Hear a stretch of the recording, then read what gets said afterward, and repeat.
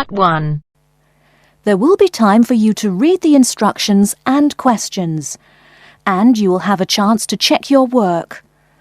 All the recordings will be played once only. The test is in 4 sections.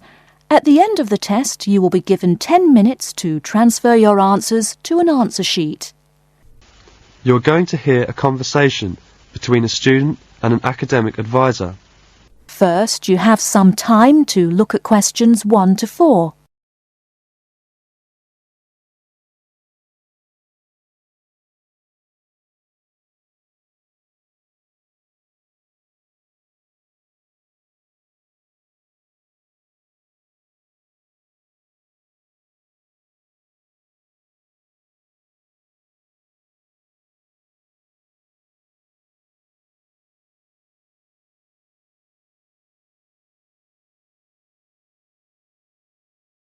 Hello there, you must be Jane. Please come in. My name is Mrs. Dunstan. Hello, Mrs. Dunstan. Pleased to meet you. All right, now, let's see. Now, you're interested in attending university in Canada, is that right? Yes, and I have a lot of questions to ask you. Okay, but before I begin to answer your questions, I need to ask you a few questions first. Now, your major is... Engineering. Mechanical engineering. Right, and where did you graduate? I graduated from the Beijing Institute of Machinery in July 1998. I completed my bachelor's degree. Okay, now, I'm assuming you'll want to continue studying in that field, am I right? Actually, I'd prefer to do an MBA if possible. But if I have no other choice, then I'll continue in mechanical engineering. Okay, now, are you familiar with the requirements for an MBA degree? Yes. Before you hear the rest of the conversation, you have some time to look at questions 5 to 10.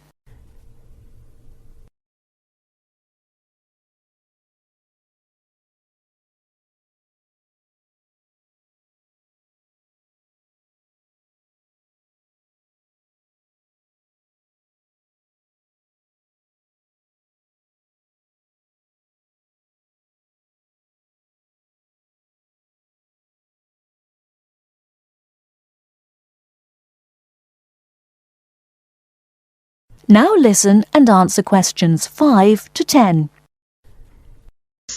I think I need to do well on the GMAT, and I'll definitely need the TOEFL or IELTS, right? That's right. You'll need at least 600 on the TOEFL or 6.5 on IELTS. In addition, you need to have completed a bachelor's degree too. Did you take the GMAT yet? No, but I plan to take it in August. The requirements for a master's degree in engineering are a little different. You'll need to take the GRE and of course the TOEFL or IELTS. I see. And when do I start to apply? The best time to start the application process is in November or December of the year prior to your intended year of study. Application forms are usually available in September or October. Which schools in Canada offer the MBA degree? Of the approximately 50 universities in Canada, 20 offer an MBA. Here's a small booklet summarising Canadian university programmes. You'll find all the information on page 22. Great, thanks. And how about tuition and scholarships? Tuition for MBA programmes has been steadily increasing. Some universities now charge the full tuition, meaning that there is no government subsidy. Those universities cost about $10,000 per year, and it's a 2-year programme. Other universities are still government subsidised, so the tuition is only about $4,500 per year. In terms of scholarships, usually the top 5 students entering the MBA programme are given a generous scholarship. All other students have to pay the full fees. International students have to pay the full tuition, that's $10,000 per year. Oh, is it very difficult to get into an MBA programme? Yes, in fact, the competition is very strong. MBA graduates have a pretty easy time finding a job, so many students are eager to do the programme thinking it will guarantee them success in their careers. Well, it sure does sound like an excellent way to start a promising future. What is the school year like? Classes begin in September each year and finish before Christmas. They resume after New Year and finish at the end of April. And after April? Why, that's your summer holiday. Sounds great. I want to thank you, Mrs. Dustin, for all your help. I really do appreciate it. You're very welcome, and if you have any other questions, please feel free to contact me. You know my number, right? I sure do. Thanks very much. Goodbye. That is the end of part 1. You now have half a minute to check your answers.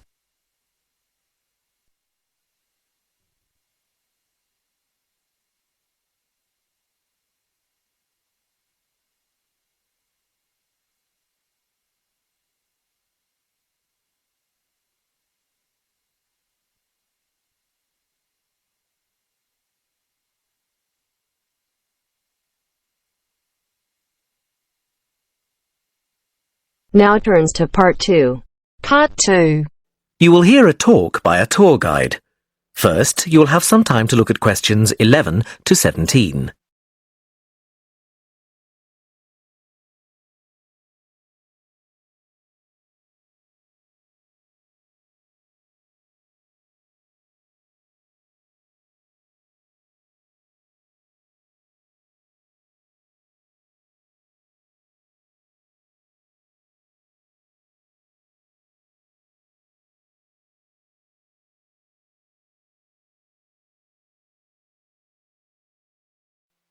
Now listen carefully and answer questions 11 to 17. Welcome to San Fernando City Tours. I'm Mark, your tour guide. We have a lot to see in 3 hours, so make sure you're comfortable. We'll be traveling into the historical district first, and then into the town center. After that, it's out to the harbor, and we'll finish up at the lighthouse, just past the harbor. That will take us up to midday, and after that, you're free to do what you want. At the lighthouse, you'll have a chance to visit the tea room and take photographs of the magnificent coastline. Now, as we have only 3 hours, we won't be able to take you around the shopping district, but we think you'd prefer to look around the shops there in your own time anyway. San Fernando has some well-known tourist attractions, the lighthouse, for example, and the National Library. However, the little-known military museum is not to be missed. Be sure to visit before you leave. Now, there's a lot to do in San Fernando. Indeed, there really is something for everyone. For those who love the water, I can recommend a trip on the Seafarer, one of the most famous boats on the San Fernando River. It does an evening trip with a 3-course meal included. It's great fun for everyone, but especially for young people in their teens or 20s. After 9, there's a disco on the boat, and it gets really lively. Then there's a climbing wall near the town center. It's incredibly popular, with a large wall for expert climbers and a smaller wall for novices. There's a junior wall and a creche, so it's a great day out for those of you with kids. And if you like walking, there's some great walking tours. The City Sights tour is highly recommended, as is the walking tour by the coast. But that one's only for the fit, not really suitable for children or the elderly. For more mature people, or those less able to get around, I would suggest a tour around the vineyards. It can be done in the luxury of a coach, and it's a wonderful way to explore the region's wines. Before you hear the rest of the talk, you have some time to look at questions 18 to 20.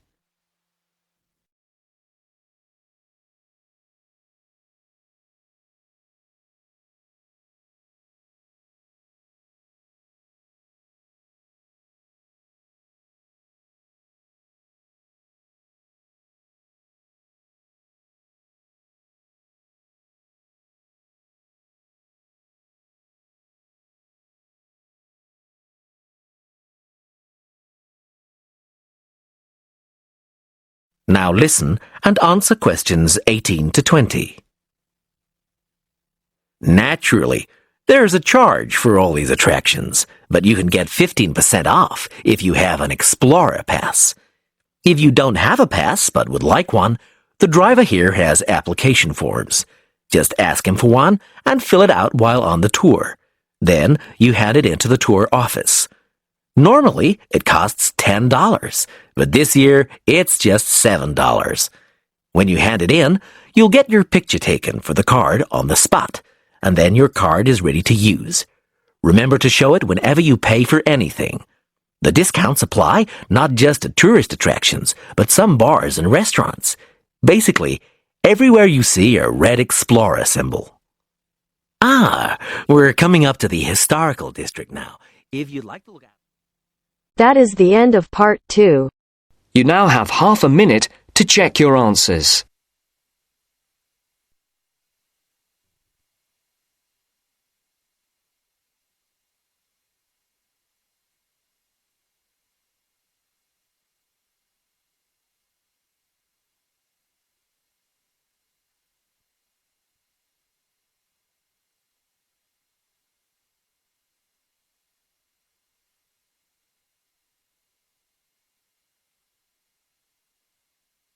Now turns to part 3. Part 3. You will hear two friends discussing what to study at Mitchford University. First, you have some time to look at questions 21 to 27.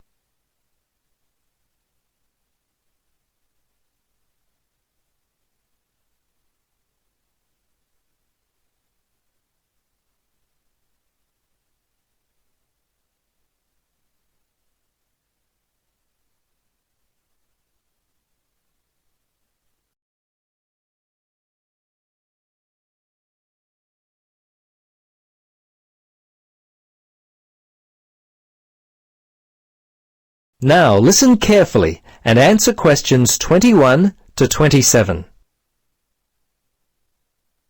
Hello, Gloria. Hi, Paul. I just heard that you're studying psychology this year. At the moment, that's true, but to be honest, I'm not sure exactly what to study. You're in your third year at university. Do you have any advice for me? Well, it's a difficult question for me to answer, but I do have some ideas, based upon my personal experience, that may be of help. Anything would be helpful at this point. I'm feeling a little worried about what I should do. Well, there are a few things that I would recommend. Firstly, ask yourself, what do you really enjoy studying? For example, maths, English, science? This will help you decide what course you should do. The university handbook lists all the courses available. You should take some time to look at it. A couple of my friends spoke with recent graduates of courses which took up a lot of time. Another thing which took a lot of time was an interview at the Dean of Academic Affairs office. They're always so busy there. Unless you've got a lot of time, I wouldn't bother with either of those ideas. Okay. Gloria, I understand there are some excellent publications that I can look at which will help answer my questions. But the trouble is, I'm having a real hard time locating them. Do you know where I might be able to go? Yes, I encountered this very same problem when I was deciding on what to study. I managed to locate a few excellent books that really helped me to decide what was best for me. Now, some of the details will be a little inaccurate. That's no problem. If you could just remember the titles, I'll be able to look them up at the university library. Now, let me just get my pen. Okay, ready? All right. The first book I found was What Should I Do? It was written by Paul Smith, and I believe it was published in 2000 by Smith Brothers. I think this was the best book I read, although Judy Newton's Choosing University Courses was also an excellent help for me. Can you remember what year that one was published? Let me see. Most of the books I read were published around the same year, 2000, I think. I can't remember who published it. I think it was Printers Limited. You'll have to check that one out yourself. No problem. This is just what I've been looking for. Anything else you could recommend? Yes, there was one other book which I remember because my cousin works for the publishers Brown and Tate. He started there in 2002. Anyway, the book's called Surviving University and was written by Julie White. It's an excellent book which came out in 2004. I certainly recommend it. Before you hear the rest of the conversation, you have some time to look at questions 28 to 30.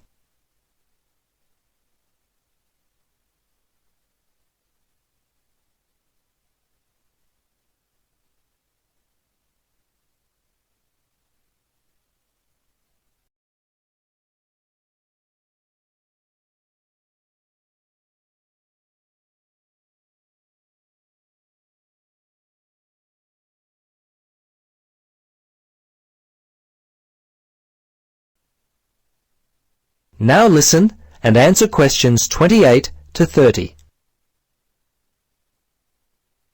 Gloria, this discussion has been so helpful. I wonder if I might ask one more question. Sure. What would you like to know? Well, I'm wondering why you finally decided to study psychology.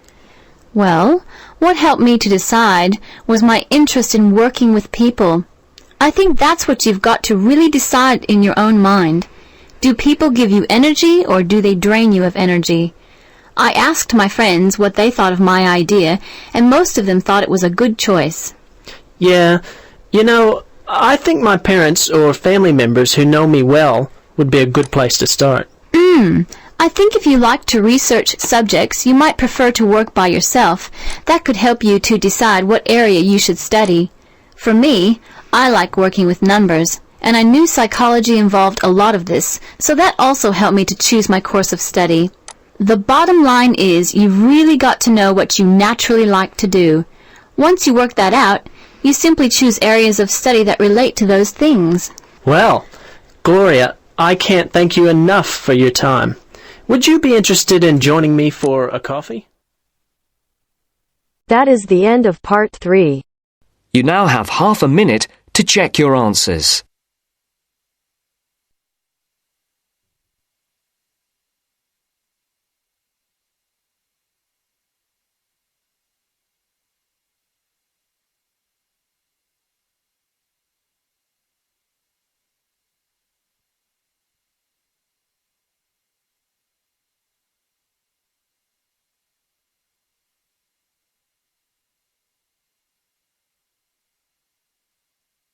Now turns to part 4. Part 4.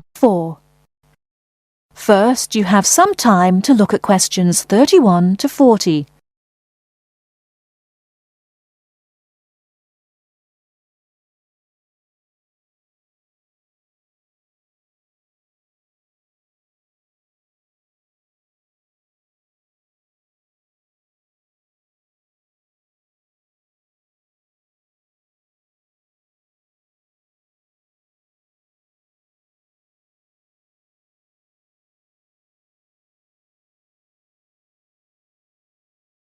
Now listen carefully and answer questions 31 to 40. Good morning. My name is Susan Smith. I'm a personal manager. You're Tom Swain from England. Is that right? Yes. I saw the advertisement about the job in yesterday's newspaper.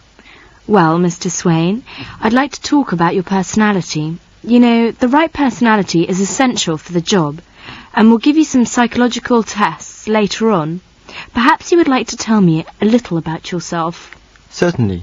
What would you like to know? Well, you know, human relations are going to be particularly important in this job. Tell me, do you get on well with people? Very well indeed. I'm never short of friends. Good. Sometimes, though, you may have to be very tough. For example, you may have to sack someone. Would you say that you're capable of being really hard? If something has to be done, I'll do it. You studied management sciences in the UK, didn't you? By the way, what type of degree did you get? A first class. And then you did a master's degree in America. Tell me, what was the title of your thesis? My thesis? Organisational Factors in Successful Exporting. Tell me, how many foreign languages do you speak? 3. French, Spanish and some Arabic. Oh, I've started learning Japanese. You'll have to work abroad a lot, and that can be very frustrating sometimes. Would you say that you are a patient person? Yes, and I would say that I'm a very patient person.